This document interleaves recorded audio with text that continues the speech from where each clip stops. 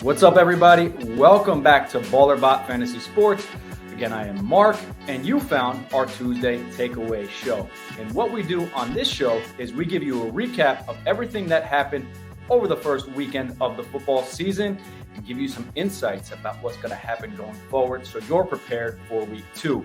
We do it with the insight that we have stored up here and also from our good friend, secret weapon that you need in the DraftKings Reignmakers marketplace, the BallerBot. Now, if you're brand new to finding us, we have a secret weapon that we use here to pull all secondary market data, get some insights on trending players, a tool that allows us to compare players to make the best decisions on who we should buy in the marketplace. And we're building on top of that week over week to provide the best fantasy football DraftKings Reignmaker tool on the market. It lives within a Discord. Our Discord especially, we're beta bot testing and we want you there. Guys, you can find the link in this video description or you can head to our Twitter, give us a follow, and then tap that link, head right into the Discord and start testing the bot yourself.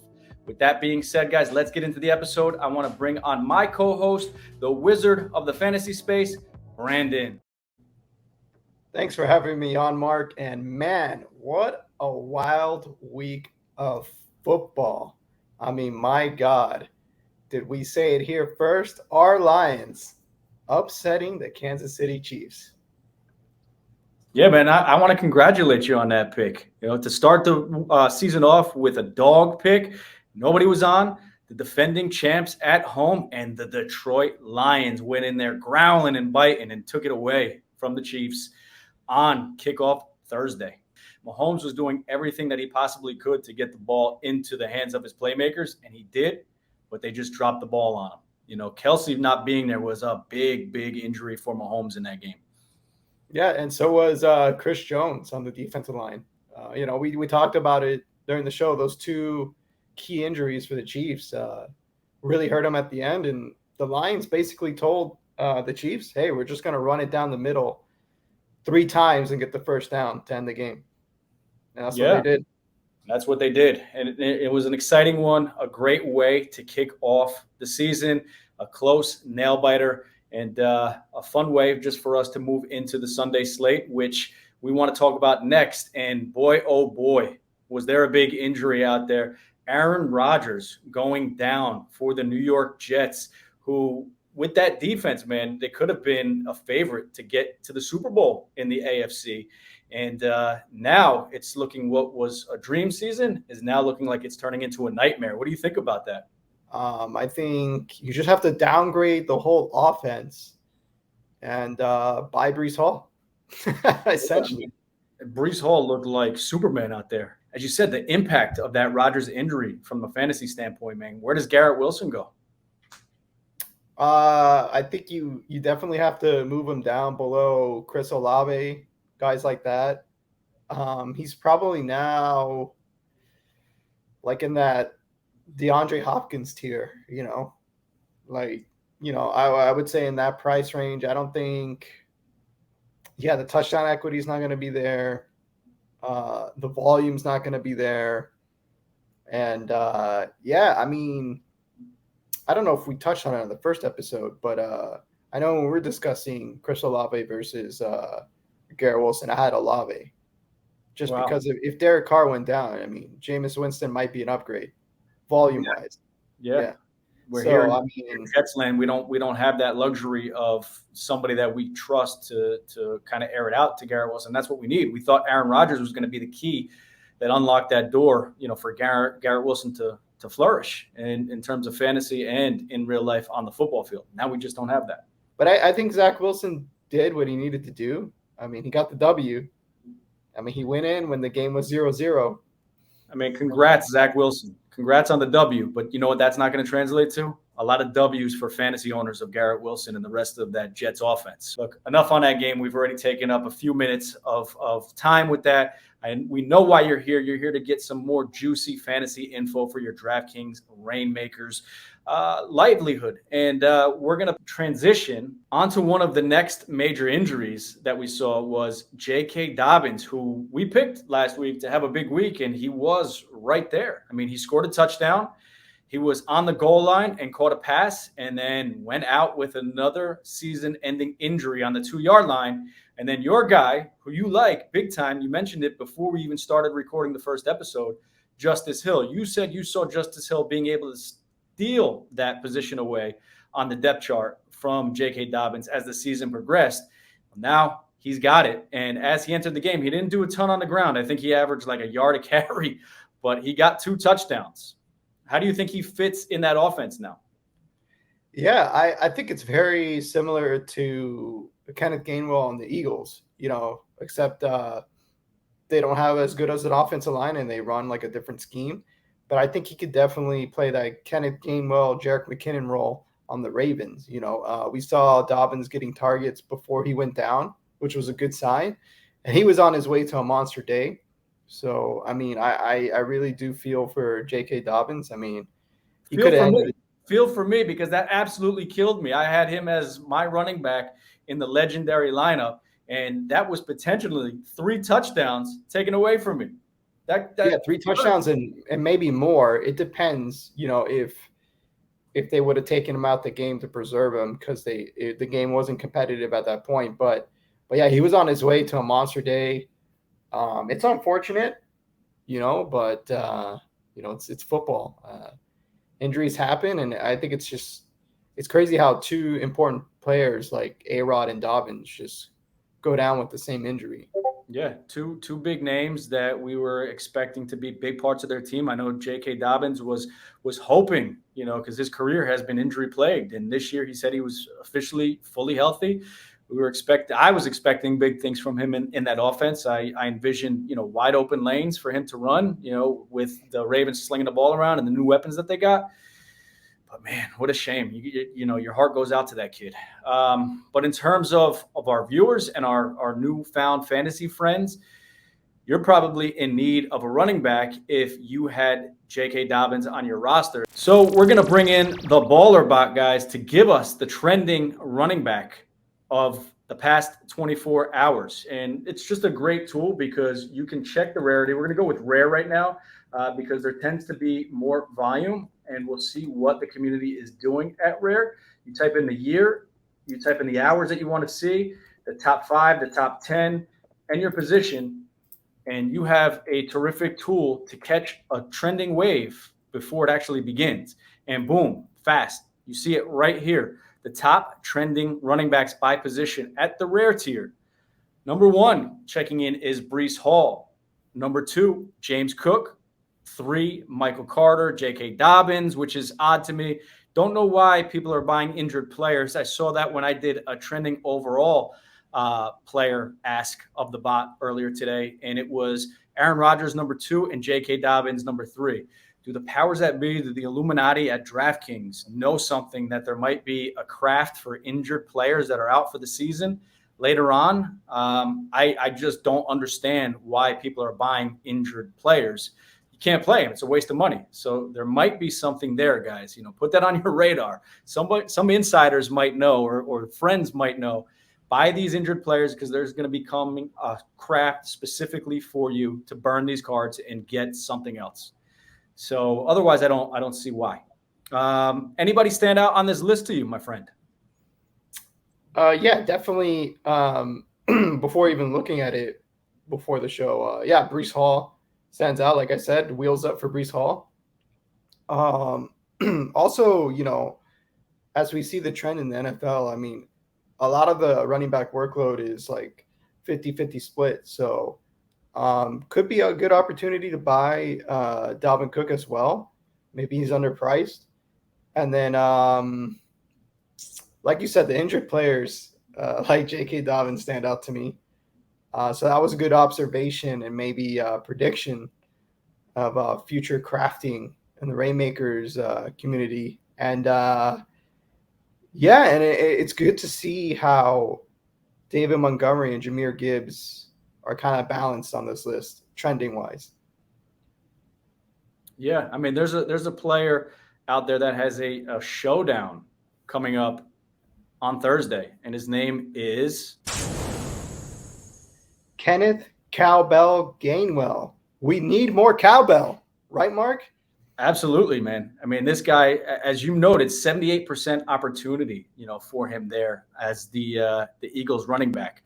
Tell us some more. Yeah, I mean, he got 14 carries, 4 targets against a tough New England defense. Um, you know, Clearly has been the talks of all training camp.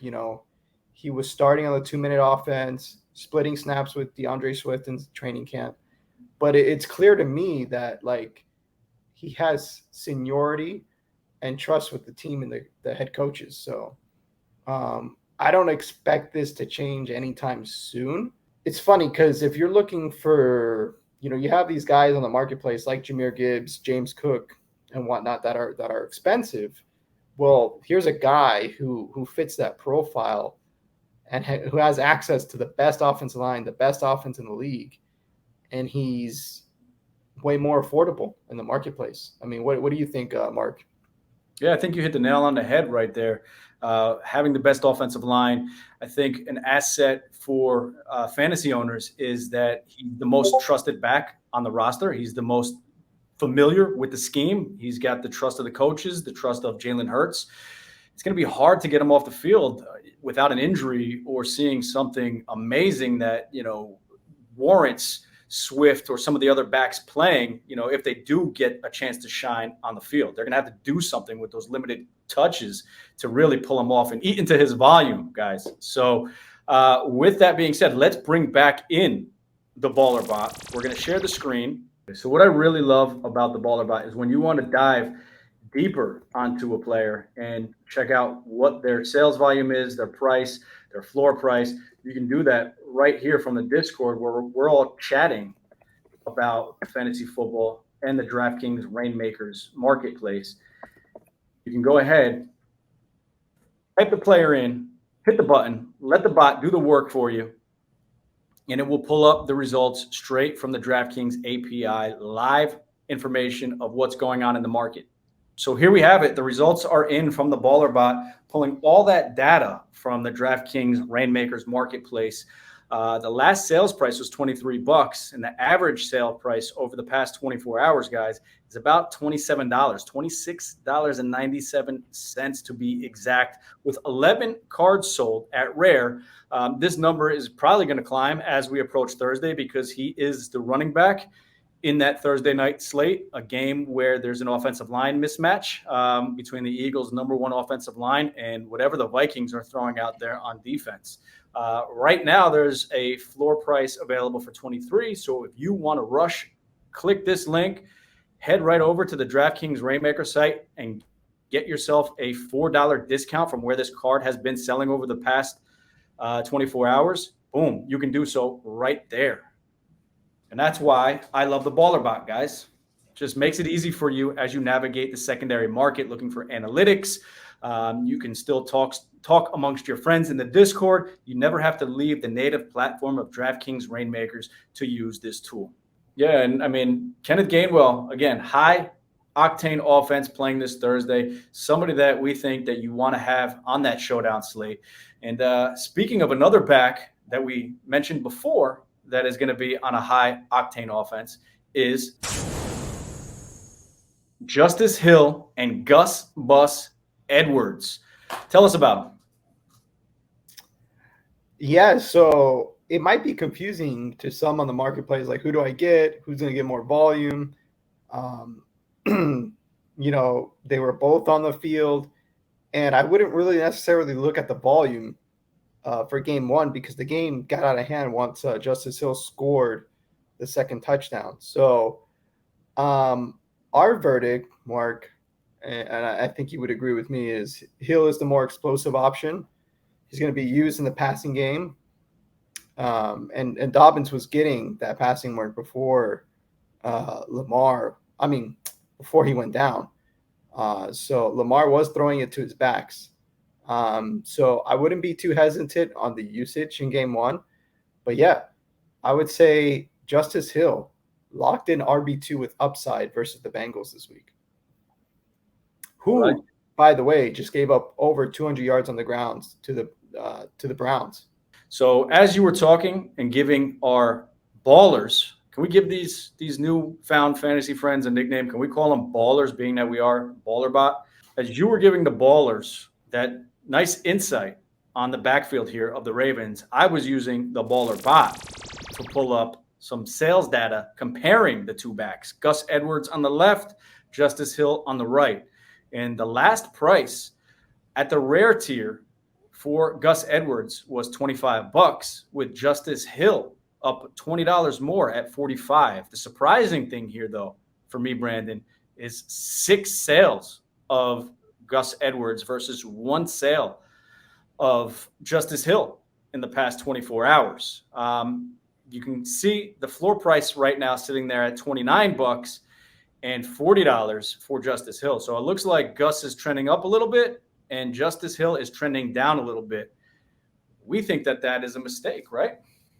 Yeah, absolutely. And it's like we discussed earlier, there's no real need to be hesitant on this backfield. I mean, injuries do happen, but if we'll take Kenneth Gainwell for an example. Like, if you were to remove the name and just present the stats and volume for week 1, people would think that's James Cook. People would think that's Jahmyr Gibbs.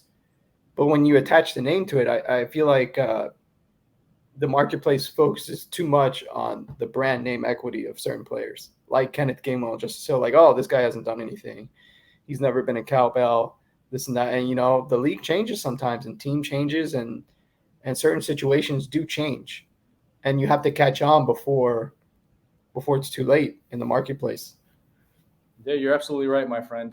I mean, it's better to catch a trend than kind of get steamrolled by it once you figure it out. But I want to move on to something that is fun. As many of you know, if you watched us when you discovered our first video last week, my friend Brandon, I consider him the wizard of the fantasy space. He is Mr. Analytics. He knows everything, guys. Trust me. You think that I'm just touting him up because he's on the screen with me right here, but you're going to come to discover that. As I told you before, I'm just a caveman from New Jersey, and I rely on this guy with the insights, for everything here. And we've got a new little segment that we call Brandon's Breakdown. And right now, he's going to walk us through what happened on Sunday between the Jaguars and the Colts.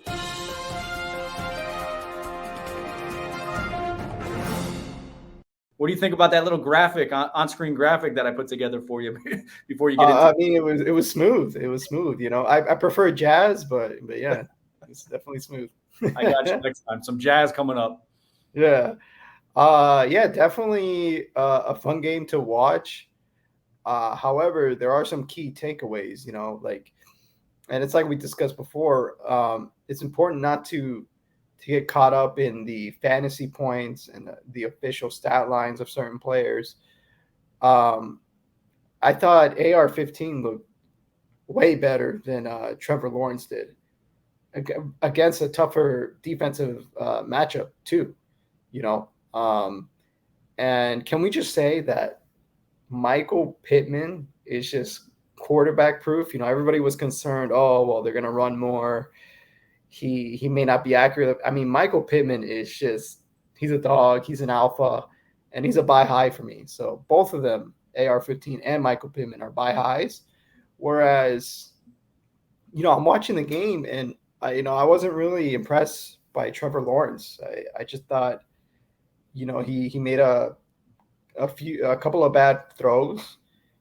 It didn't really seem like he was able to read the field well. And this is like a decimated Colts secondary. It's a joke. This is a game where you should have had 400 yards, 4 passing touchdowns on average. So, with that being said, I would say Ridley's performance on paper, it looks good, right? I think he got over 100 yards, 8 reception, a touchdown, but that was all underneath for anybody who was watching the game. And the Colts play like a cover 2 shell, like a very soft cover 2 shell. So that's where all the passes are going to be funneled to whoever's playing underneath. And that's what Ridley was doing, right? So, what happens when he plays against man, press, or, teams that are better in the zone? Is he going to get all those yards? Is he going to get the breakaway touchdown run? Because if he doesn't have that, that movie script like touchdown run. Like, his fantasy score, is insignificant. So we'll see what happens. What I did note was Zay Jones is definitely a cheap wide receiver too on the market with upside. I would say Christian Kirk in certain games too, against certain defenses. And then it was good to see ETN is also still the cowbell there in Jacksonville. Right. Yeah. So that's good for you ETN holders out there. I pulled a rare in one of the rare royal #1 in one of the pack openings, and I wound up flipping it.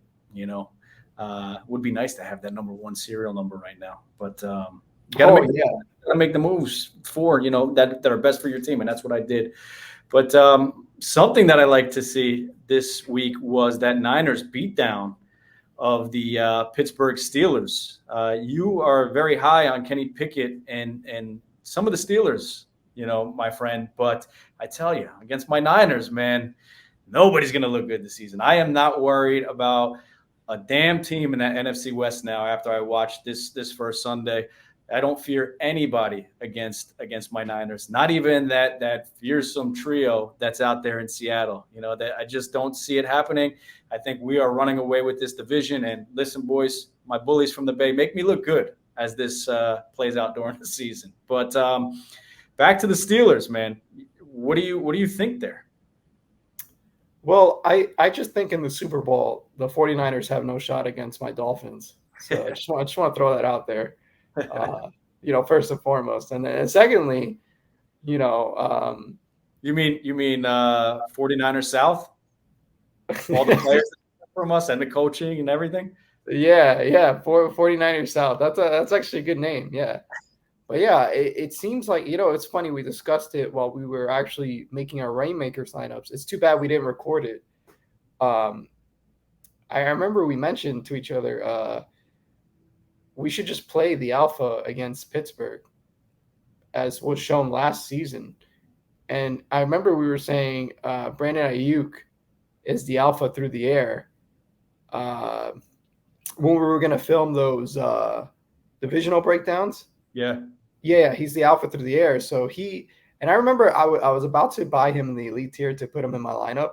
And I was like, I'll just go with JSM for season long and whatever. But yeah, I mean, what we took away from this is just play the wide receiver 1 versus Pittsburgh every week. And then now that Deontay is down with the hamstring, buy low on Pickett to Pickens. Yeah, that's a good call. Let's pull up the Steelers schedule here, and maybe we can isolate or pick out some games where a receiver stands out that we think has a good shot to go off against this Steelers defense. Or do you think it's everybody? Because you essentially said take any #1 that is playing against the Steelers. And #1 in week 2 would be a showdown slate. Well, not even a showdown, because it's a 2-game slate, so it's not a showdown. They're going to have a 2-game slate on Monday night. You can fit in Amari Cooper out there against the Steelers. Or my #1 on the Browns, Elijah Moore, who saw the most volume last night. He got 8 targets, and I think he got 2 carries as well. So it's good to see him play that role that everybody's copying in the 49ers, the Deebo Samuel role. Exactly. It's good to see. Yeah. You see the Redskins copied it. The Browns copied it now. Everybody's just taking your 49ers formula and just installing it into their offense. Well, they say it's a copycat league, right? The NFL. Once something works, all the other teams figure out how to implement it, in their schemes or improve it based on their skills of their players. But I think it's a good take.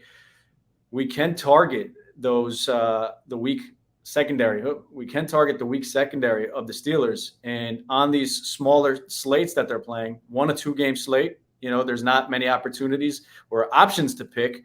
Rostering 1 or 2 of the Browns against that team might be of the Browns against the Steelers might be a good pick. And then if you see against the Raiders, there's a showdown. So you got your guy, Jacoby Myers, or Devontae Adams to choose in that showdown. Yeah, absolutely. And Jacoby Myers is not playing week 2 after that hit. So, if we learned anything from last year, he's at least out a week. So it might just be all Devontae Adams week 3. We don't even know if Jacoby Myers will play week 3. Yeah, because that was a vicious hit. So, but yeah, that's our takeaway. Play the wide receiver 1 versus the Pittsburgh secondary. I mean, it's just that Patrick Peterson is old at this point in his career, and you need speed in the cornerback position. You just need it. Yeah, and he takes risks, so that leaves a lot of yak out there on the field. If exactly he calculates or misjudges an interception, you're going to get some big plays there for your fantasy team. And then as a bonus for our ballers out there using the BallerBot, I will say this receiver is a sneaky add to your portfolio on Reignmakers. And this receiver gave trouble to the number 1 cornerback in the league. He said it himself in an interview during the NFL draft that this receiver gave me the most trouble in my collegiate career. Wow. Yeah. Who is it? Give it to us. I'm excited to hear this. And this receiver plays on the Steelers. Calvin Austin III. Wow. And he's got cards? Does he have cards?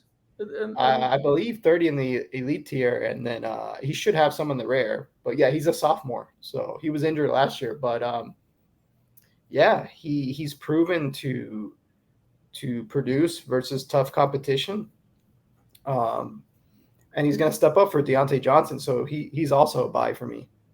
All right, let's check that out. Let's pull it up here. Let's see if he comes up. See if there's any sales at Elite in the past week. Well, boom, here you have it. The BallerBot does not lie.